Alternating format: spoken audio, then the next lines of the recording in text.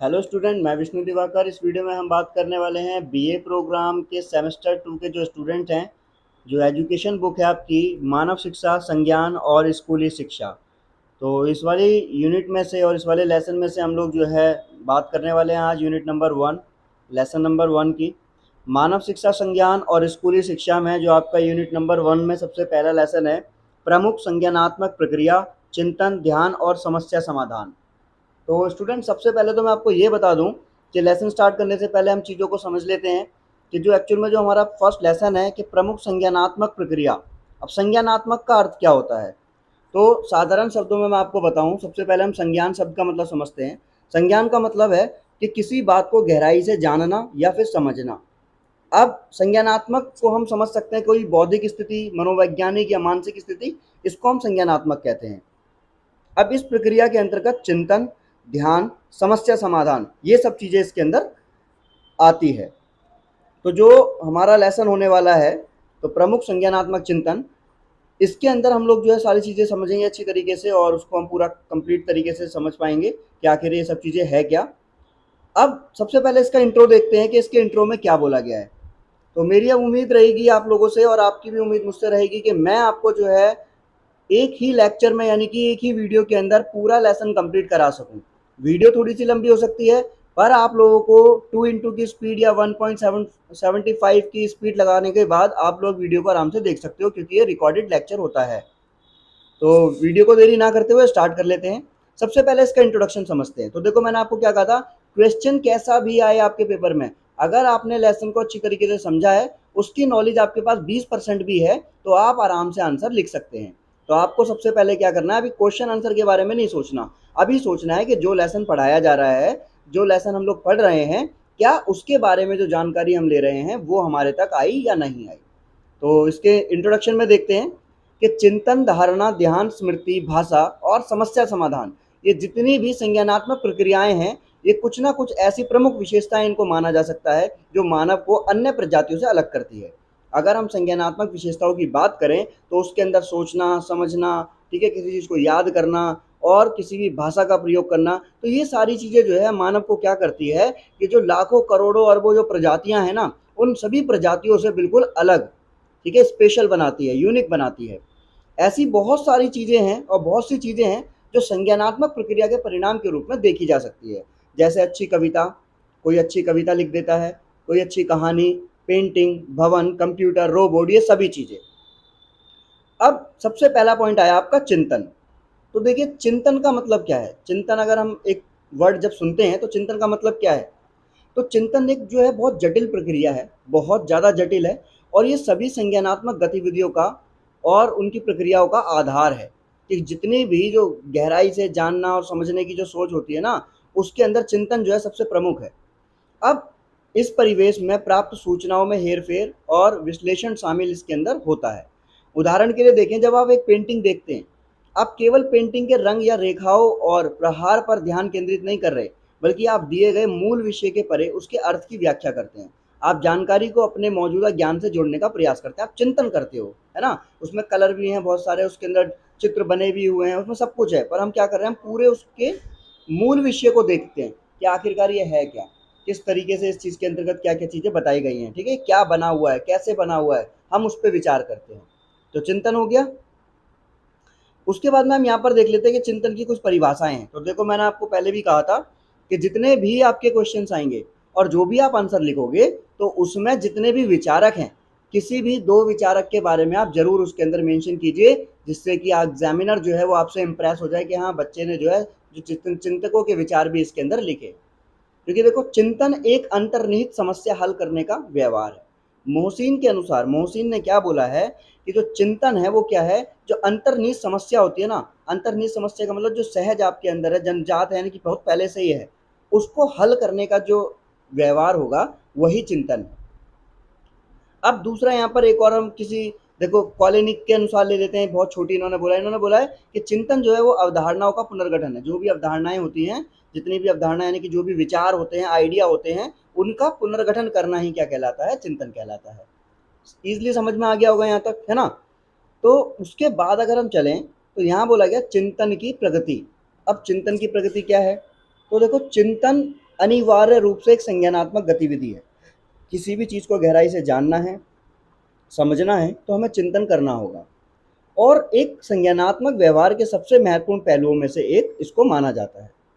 ये धारणा जो है वो स्मृति दोनों पर ही निर्भर करता है। यह धारणा और स्मृति यानी कि धारणा जो है और जो स्मृति है यानी कि सोच समझ जो होती है और जो विचार होते हैं उन दोनों पर निर्भर करता है।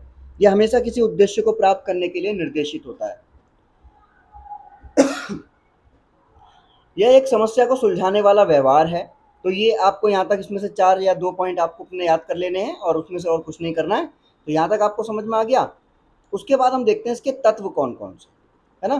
तो जो चीज़ें आपको समझनी है इसके तत्व क्या हैं, इसके प्रकार क्या हैं, आप एक बार सुन लेंगे तो अच्छी तरीके से आपको दिमाग में चीज़ें बैठ जाएगी। तो चिंतन के तत्व बताने हैं। तो सबसे पहले हम देखते हैं छवियाँ। अब जो छवियाँ हैं वो क्या होता है? तो देखो छवियों को चिंतन के यंत्र के रूप में प्रयोग किया जाता है।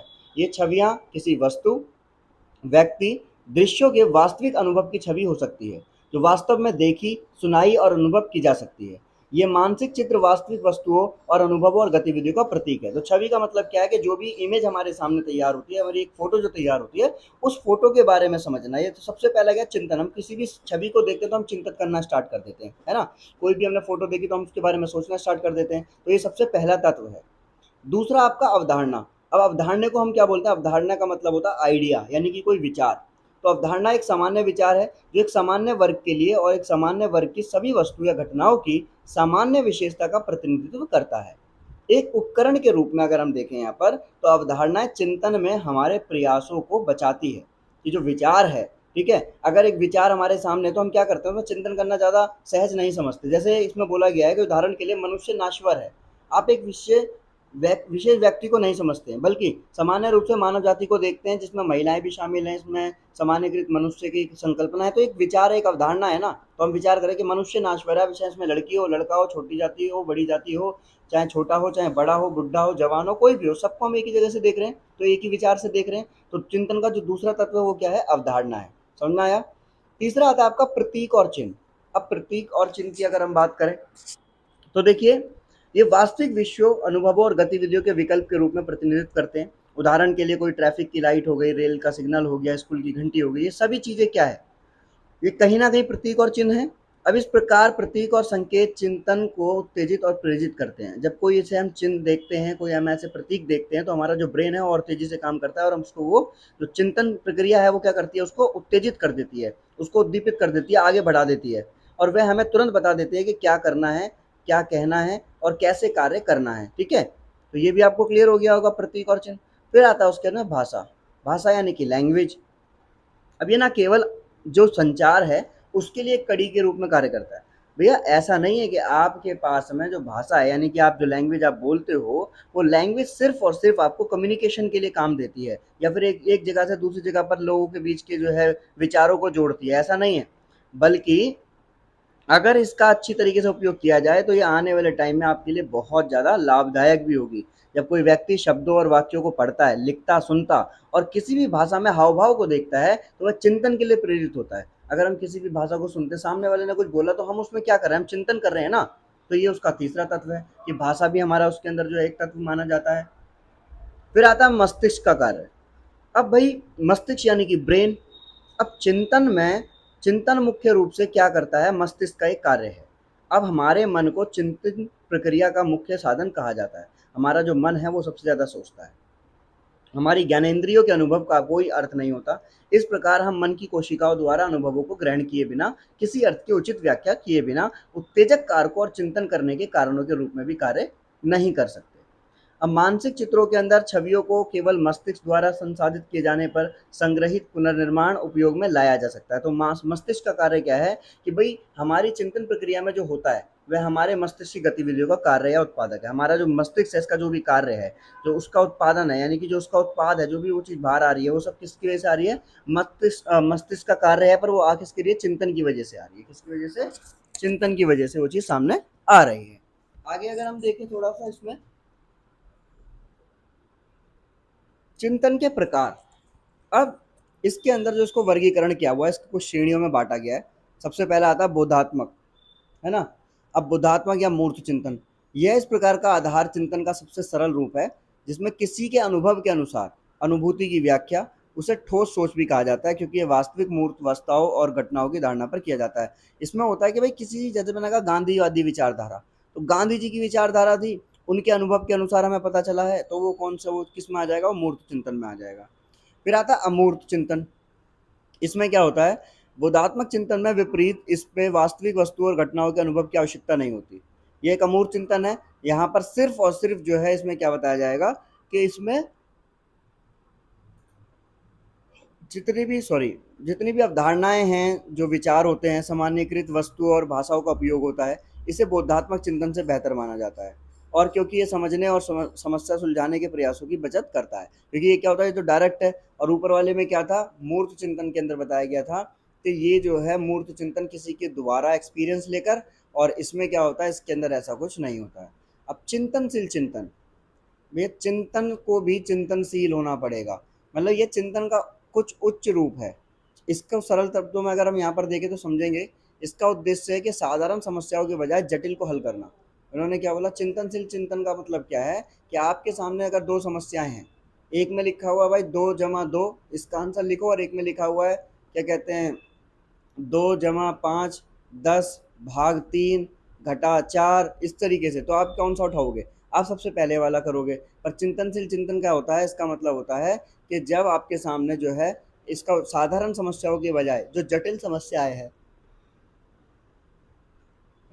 उसका हल करना, ठीक है। अब इसमें सभी प्रासंगिक अनुभवों के पुनर्गठन, किसी स्थिति का प्रक्रिया, ये सब चीजें इसके अंदर इसकी आवश्यकता होती है ना। फिर आता है सृजनात्मक चिंतन। अब सृजनात्मकता का मतलब क्या है, सृजनात्मकता का मतलब होता है क्रिएटिविटी, है ना। इस प्रकार का चिंतन किसी नई असामान्य चीज को बनाने या बनाने की क्षमता में समृद्ध होता है, यानी कि वो क्रिएटिविटी है ना, यहाँ पर कुछ अलग प्रकार से चीजों को करना है। तो ये आपको बस इतना सा समझ लेना है, इसमें अंदर क्रिएटिविटी के बारे में बताया गया है। आलोचनात्मक का मतलब क्या है, आलोचनात्मक का मतलब होता है क्रिटिसाइज, यानी कि किसी चीज की समीक्षा करना, किसी का गुण दोष दिखाना, ये सब इसके अंदर पूछा जाता है। तो आप इतना भी समझ लोगे तो आराम से पेपर में लिख सकते हो, जरूरी नहीं है कि बुक की लैंग्वेज पूरी की पूरी उठानी है आपको, शब्द का मतलब भी आपको पता है तो भी आप 2 से 3 लाइन वहां पर लिख पाओगे। फिर आता है गैर निर्देशित या फिर साहचर्य चिंतन।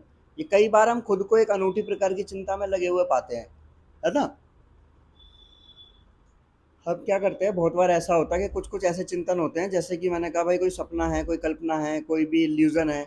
हम लोग ऐसे ही बैठे बैठे देख रहे हैं कि भाई मैं अमीर हो गया हूँ, मेरा एक बहुत बड़ा घर है, मेरे पास 4 गाड़ियां हैं, तो ये सब क्या है, ये गैर निर्देशित है। गैर निर्देशित चिंतन का मतलब है जो कभी भी अचानक से आ गया, है ना। अब अभिसारी चिंतन कौन सा होता है, इस चिंतन में किसी समस्या का एक ही सही उत्तर प्राप्त करना शामिल है, इसलिए ये सोच केंद्रित, तार्किक और विशिष्ट उत्तरों की ओर ले जाती है। अभिसारी चिंतन, इसमें होता है कि सिर्फ हमें एक ही सही उत्तर प्राप्त करना है, कि भाई हमें इस पे जाना है, उस पे जाना है, हमें एरोप्लेन में जाना है, ट्रेन से जाना है या बस से जाना है, तो फाइनल एक डिसीजन अभिसारी चिंतन कहलाएगा। और अपसारी क्या होगा, ऐसी सोच जिसमें किसी कार्य या समस्या का सामना करने पर कई और असामान्य संभावनाएं पैदा हो जाती है, ठीक है। जैसे ये चिंतन खुले विचारों वाला है और कई दिशाओं में ये लेकर चला जाता है, ये अपसारी चिंतन है। अब इसके बाद बताया गया कि जो प्रभावी चिंतन विकसित करने के जो साधन है वो कौन कौन से हैं। चिंतन सीखने की प्रक्रिया के सबसे महत्वपूर्ण पहलुओं में से एक है। समस्याओं को सीखने हल करने की हमारी जो क्षमता है वो सही ढंग से सोचने की हमारी क्षमता पर डिपेंड है, यानी कि उस पर निर्भर करती है। हमें समायोजन में मदद करती है और एक सफल जीवन जीने के लिए भी आवश्यक है। ज्ञान और अनुभव की बात करें तो ज्ञान और अनुभव की पर्याप्तता व्यवस्थित सोच की पृष्ठभूमि मानी जाती है, कि अगर आपके पास में ज्ञान है, अनुभव है, तो आपकी सोच बहुत ऊंची है। और पर्याप्त ज्ञान और अनुभव वाले बच्चों की मदद करने के लिए सावधानी बरती जानी चाहिए, जैसे कि आलोचनात्मक सोच में सुधार के लिए बेहतर ज्ञान और अनुभव प्राप्त करें। एक व्यक्ति को पर्याप्त अनुभव प्राप्त करने के अवसर प्रदान किए जाने चाहिए कि वो पूरी तरीके से अपने आप में जो है अपना विकास कर सके। पर्याप्त प्रेरणा और लक्ष्य की निश्चितता, प्रेरणा हमारी ऊर्जा को सोच समझकर या सोच विचार के लिए प्रेरित करने में सहायक होती है। यह चिंतन की प्रक्रिया में विशुद्ध रुचि और संवैधानिक या स्वैच्छिक ध्यान पैदा करता है, और इस प्रकार हमारी सोच की पर्याप्तता और क्षमता को बढ़ाने में काफ़ी बहुत ज़्यादा मदद करता है। इस प्रकार किसी निश्चित उद्देश्य या उद्देश्य से निश्चित दिशा में विचार करने की कोशिश करनी चाहिए। तो ये हमारा पर्याप्त प्रेरणा वाला पॉइंट हो जाता है। अब उसके बाद में आता है भाई इसमें आपका पर्याप्त स्वतंत्रता। अब देखो, कुछ अनावश्यक प्रतिबंध लगाने और विचार प्रक्रिया के क्षेत्र को संकुचित करने से समस्या का समाधान करने में कोई सहायता नहीं मिलेगी। अगर ऐसा है कि भाई आप सोचते हो कि भाई कि जो हमारा लास्ट पास्ट एक्सपीरियंस रहा है उसको अगर हम अपने इसमें लॉजिक में जोड़े, तो ऐसा कुछ नहीं है। हमें संतोषजनक परिणाम पाने के लिए नए सहयोग, संबंध और संभावनाओं के लिए प्रयास करने चाहिए। अब हम पहले वाले जो पास्ट की अगर हम बात करें, भाई पिताजी पहले पढ़ा करते थे, तो पहले ट्यूबलाइट नहीं थी, पहले लाइट नहीं थी, पहले बिजली ही नहीं थी सबसे बड़ी बात। तो वो लोग क्या करते थे, मोमबत्ती जलाकर पढ़ा करते थे, है ना। तो अगर हम पिछले उसमें चले जाएं तो वो क्या पॉसिबल हो पाएगा आजकल के लिए? बिल्कुल भी नहीं हो पाएगा, है ना। तो ये सब चीज़ें इसमें बताई गई है। तो उसके बाद आपको ये तो सब आपको नहीं पढ़ना है। फिर उसके बाद में आता है आपका ध्यान। अब शैक्षणिक वातावरण में ध्यान जो है बहुत बार सुना जाता है, आपने सुना भी होगा ध्यान दो क्लास में, है ना। अध्यापक और अभिभावक शिकायत करते हैं कि विद्यार्थी अनुदेशों और निर्देशों की ओर ध्यान नहीं देता, जो भी हम क्लास में पढ़ा रहे हैं वो सुनता ही नहीं है, ध्यान ही नहीं है, पता नहीं कहाँ पर ध्यान रहता है। तो ये सब चीज़ें इसके अंदर आ जाती है। अब डमविल ने क्या बोला है कि ध्यान एक विषय पर दूसरे विषय पर केंद्रित करने की बजाय चेतना की एकाग्रता है। ध्यान का मतलब ये नहीं कि आपने एक विषय अभी हिंदी पढ़ रहे हो फिर इंग्लिश पे आ गए, नहीं। इसका तात्पर्य है कि भाई जो भी आप किसी चीज़ पर आप केंद्रित कर रहे हो ना अपना ध्यान, तो पूरी एकाग्रता के साथ में आप केंद्रित कर रहे हो। उसके बाद में रॉल्स ने क्या बोला कि ध्यान मस्तिष्क के समक्ष स्पष्ट रूप से विचार करने की प्रक्रिया है।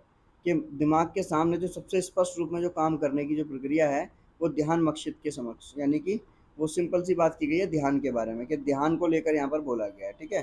तो दो डेफिनेशन बहुत है इसकी। ध्यान की प्रगति आपको पढ़नी हो तो पढ़ सकते हो आप। ध्यान के प्रकार कितने होते हैं? दो प्रकार है रॉल्स के यहाँ पे। कौन कौन से? अनैच्छिक और स्वैच्छिक। अब अनैच्छिक वाले कौन से हैं? इस प्रकार का ध्यान इच्छा के बिना पैदा होता है। जैसे हमारा बिल्कुल भी मन नहीं है पर हमारे मन में एक वो विचार आ गया, जैसे अचानक तेज आवाज आई, चमकीला रंग हमने देख लिया, तो ये अपने आप ही हम चौंक जाते हैं ना। तो ये कौन से हैं? ये हमारे अनैच्छिक है, यानी कि अस्वैच्छिक है, जो हमारी खुद की इच्छा से नहीं हो रहे हैं। स्वैच्छिक का मतलब क्या है? जो ध्यान इच्छा से जगाया जाता है, इसे स्वैच्छिक ध्यान कहा जाता है ना। जैसे भाई अगर आपने कोई काम कर रहे हो, सिंपल सी बात है, आप जो है भाई आपकी रेडी बीच में फंस गई, आप जो है सब्जी बेचते हो और वो ऊपर नहीं चढ़ रही। अब कोई दूसरा बंदा जा रहा है, यानी कि आप जा रहे हो और आपके मन में आया कि यार इसकी रेडी ऊपर चढ़ा दी, तो आपने धक्का देकर उसे चढ़ा दिया। तो ये क्या है? आपने उस पर ध्यान दिया स्वैच्छिक तौर पर, यानी कि अपनी इच्छा से। तो वो कौन सा ध्यान कहलाएगा? स्वैच्छिक ध्यान कहलाएगा। अब अनैच्छिक ध्यान की तरह स्वैच्छिक ध्यान को भी दो भागों में बांटा गया है, निहित और स्वैच्छिक ध्यान, स्पष्ट स्वैच्छिक ध्यान। अब निहित स्वैच्छिक ध्यान में क्या है? इच्छा का एक कार्य है ध्यान आकर्षित करने के लिए पर्याप्त है।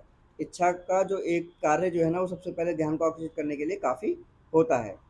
अब उसके बाद आते हैं इसके जो तत्व है ना ध्यान के, उस तत्व के बारे में जानेंगे कि जो ये तत्व हैं वो कौन कौन से हैं। सबसे पहले बाहरी कारक। आमतौर पर जो बाहरी तत्व हैं वो कुछ ना कुछ गुण उसके अंदर होते हैं, और उत्तेजनाओं के बाहर होते ही हमारे ध्यान को ध्यान को प्राप्त करने के लिए सबसे मजबूत बोली बनाते हैं। पहला, उद्दीपन की प्रकृति। उद्दीपन का मतलब होता है किसी चीज़ के लिए प्रोत्साहित करना, आगे बढ़ाना। सभी प्रकार के उद्दीपन समान स्तर पर ध्यान आकर्षित करने में सक्षम नहीं होते। जैसे चित्र शब्दों की तुलना में अधिक आसानी से ध्यान आकर्षित करता है, इस प्रकार अधिकतम ध्यान आकर्षित करने के लिए हमेशा सबसे प्रभावशाली प्रोत्साहन को चुना जाना चाहिए। तो उद्दीपन यहाँ पर बताया गया सबसे पहला पॉइंट, कि आप किसी भी चीज़ में अट्रैक्ट होना चाहते हो, किसी भी चीज़ में, तो बताया गया है इसके अंदर के सभी प्रकार के उद्दीपन समान स्तर का है। और ध्यान आकर्षित करने में सक्षम जो है ना वो कौन है? चित्र शब्दों की तुलना में ज़्यादा ध्यान वो आकर्षित करते हैं। आप पेंटिंग बना दो और आप कहीं लिख दो, तो लिखा हुआ तो बहुत कम पढ़ेंगे पर पेंटिंग जरूर देखेंगे। तो उसमें हिडन मैसेज होते हैं ना, वो चीज़ें यहाँ पर दिखाई जाती है। उत्तेजना की तीव्रता तथा आकार। अब जो उद्दीपन है उसकी अगर हम देखें कि वो भाई तेज गति से जो है आकार, इसमें ध्यान की मात्रा को प्रदर्शित करते हुए, किसी दुर्बल प्रेरक की तुलना में मजबूत प्रेरणा, अधिक ध्यान आकर्षित करना, ये सब इसके अंदर जुड़ा हुआ है। जैसे कि एक बड़ी इमारत, तेज रोशनी, तेज गंधक, और इनसे क्या होता है धीरे धीरे आदत सी बढ़ जाती है। फिर आता है इसके अंदर परिवर्तन और विविध। अब इसमें बताया गया है वैश्मन ने और परिवर्तन। परिवर्तन और विविधता, साम्यता साम्यता और दिनचर्या की तुलना में आसानी से अधिक ध्यान आकर्षित करती है। ऐसा होता है कि भाई शाम की तुलना में दिन में ज़्यादा ध्यान आकर्षित होता है। उदाहरण के लिए कोई अध्यापक आपके विद्यार्थियों को भाषण दे रहा है, तो नक्शा और चार्ट के प्रयोग से व्यवस्थित व्याख्यान देते हुए उसका अपेक्षा उनका ध्यान आकर्षित होता है। अब वो धीरे धीरे जो है उस पर ध्यान ही नहीं दे रहे, पर जब वो कुछ दिखाने लगेंगे ना तो सबका ध्यान वहीं आ जाएगा। अब उद्दीपक की पुनर्रचना क्या है? इसमें पुनरावर्तन ध्यान प्राप्त करने में अत्यंत महत्वपूर्ण होता है। हम पहली बार उत्तेजना की उपेक्षा कर सकते हैं, लेकिन जब हम इसे कई बार दोहराया जाता है तो यह हमारा ध्यान आकर्षित करती है। उदाहरण के लिए एक गलत शब्द पर ध्यान देने की संभावना अधिक हो जाती है, जबकि पुनरावृत्ति 2 या 3 बार होती है। देखो अगर एक गलत शब्द होगा ना, किसी ने गाली दे दी, तो आप सबसे पहले किस चीज़ को सुनोगे? लोग तारीफ़ कर रहे हैं, बातें कर रहे हैं, पर आपने कुछ नहीं ध्यान दिया, पर किसी ने गाली दी तो आपको ऑकवर्ड लगा और आपने एकदम ही सुन ली, है ना? तो ये हमारा इसमें आ जाता है। उत्तेजना की गति। अब एक चलती उत्तेजना अधिक तीव्र तेज़ी से हमारा ध्यान खींचती है, बहुत तेज़ी से। अब आंतरिक कारक में क्या बताया गया है, ऊपर जितने भी कारक बताए गए हैं, वो केवल व्यक्ति का ध्यान करते थे, अभी तो एक स्त्री की रुचि, उद्देश्य, मूलभूत समस्याओं और समस्याओं और आग्रह आदि का भी ध्यान आकर्षित करते हैं। आइए हम किसी व्यक्ति का ध्यान सुनिश्चित करने के लिए कुछ आंतरिक कारकों पर भी विचार करते हैं। जैसे रुचि, अगर आपको ध्यान लगाना है, सिंपल सी बात है भाई, अगर आपका कहीं पर भी इंटरेस्ट नहीं है या फिर आप कहीं पे भी इंटरेस्ट लगाना चाहते हो, तो सबसे पहले आपको उसमें इंटरेस्ट होना ज़रूरी है ना। अगर भाई आपका मन ही नहीं है हॉकी खेलने का, तो मैं आपको किसी भी ग्राउंड में ले जाऊँ, किसी भी तरीके से हॉकी पकड़ा दूँ, आपका मन ही नहीं होगा। पर आपका मन है अगर क्रिकेट खेलने का, तो मैं ग्राउंड में ले जाऊँगा तो आप बहुत खुशी-खुशी क्रिकेट देखोगे। तो ध्यान आकर्षित करने में रुचि का एक बेहद महत्वपूर्ण सहायक होता है। हम आम तौर पर उन वस्तुओं पर ध्यान देते हैं जिसमें हम रुचि रखते हैं। तो कोई भी गेम खेलने वाली होगी, उस चीज़ के अंदर हम रुचि रख रहे हैं, तो इसलिए क्या है वो आपका जो है इसका एक और पॉइंट हो जाएगा। उसके बाद में आता है आपका उद्देश्य। अब किसी भी व्यक्ति के लिए मूल उद्देश्य क्या है, उसकी प्रेरणा है, उसको ध्यान को प्राप्त करने में बहुत महत्वपूर्ण होती है। अब उसका उद्देश्य जैसे कि भाई प्यासे को पानी, भूख, सेक्स, डर, ये सभी कुछ ना कुछ मुख्य उद्देश्य हैं जो ध्यान देने पर निश्चित रूप से प्रभाव डालते हैं। उदाहरण के लिए एक भूखा व्यक्ति खाना पकाने की गंध को देखता है, तो उसका उद्देश्य क्या है? खाना। ठीक है, फिर आता है आपका मेंटालिटी यानी कि मानसिकता। अब हमारी रुचि और उद्देश्य के बाद में ध्यान को खींचने में सबसे ज़्यादा जो कारगर सिद्ध हुआ है या महत्वपूर्ण जो कारक है वो कौन सा है? वो मानसिकता है। मनुष्य हमेशा उन्हीं वस्तुओं की ओर ध्यान देता है जिनकी ओर उसका मन लगा रहता है। उदाहरण के लिए एक व्यक्ति अपने प्रिय के पत्र की प्रतीक्षा कर रहा है, लिफाफों के विशाल ढेर में से उसके लिफाफे को पहचान सकता है।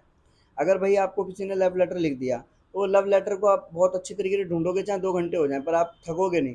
और जब वो मिल जाएगा तो उसे भी आप बड़े सुकून से पढ़ोगे, है ना? तो ये सब चीज़ें इसके अंदर आपको बताई गई है।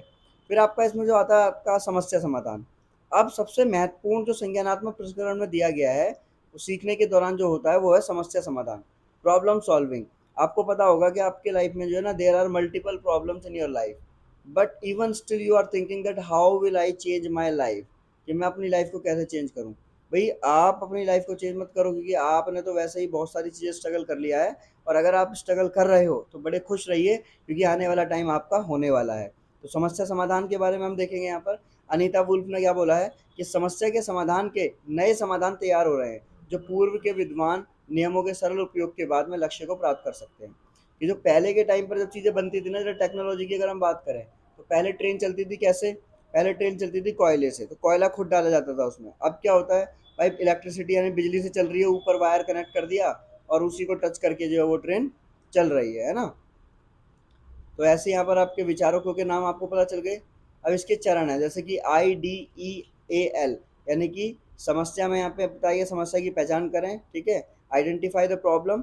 डी यानी कि लक्ष्यों को परिभाषित करें, डिसाइड योर गोल्स। उसके अंदर ई संभावित रणनीतियों का समाधान का अन्वेषण करें। ई यहाँ पर अब जो है ऑब्जर्व करना है आपको सब चीज़ों को, रणनीतियों पर अध्ययन और पीछे मुड़कर देखें और फिर सीखें। तो ये सब चीज़ें बता दी। समस्या का जागरूक होना, किसी व्यक्ति के समस्या समाधान व्यवहार में पहला कदम होता है कि उस कठिनाई या समस्या के बारे में उसकी जागरूकता हो जाए। फिर है समस्या की समझ, व्यक्ति द्वारा सामना की जाने वाली कठिनाई या फिर समस्या को ठीक पहचानना और विश्लेषण किया जाना, ताकि उसके सटीक प्रगति के लिए उस स्पष्ट हो जाए। इसके बाद समस्या को उसके विशिष्ट लक्ष्यों और उद्देश्यों से जोड़कर देखा जाना चाहिए। तो यहाँ तक तो आपको ये चीज़ें समझ में आ गई होगी, इतना आपको ये पढ़ने की भी ज़रूरत है नहीं वैसे। ठीक है, तो आगे की जानकारी के लिए बने रहिए हमारे साथ। जब तक के लिए धन्यवाद, थैंक्स फॉर वॉचिंग।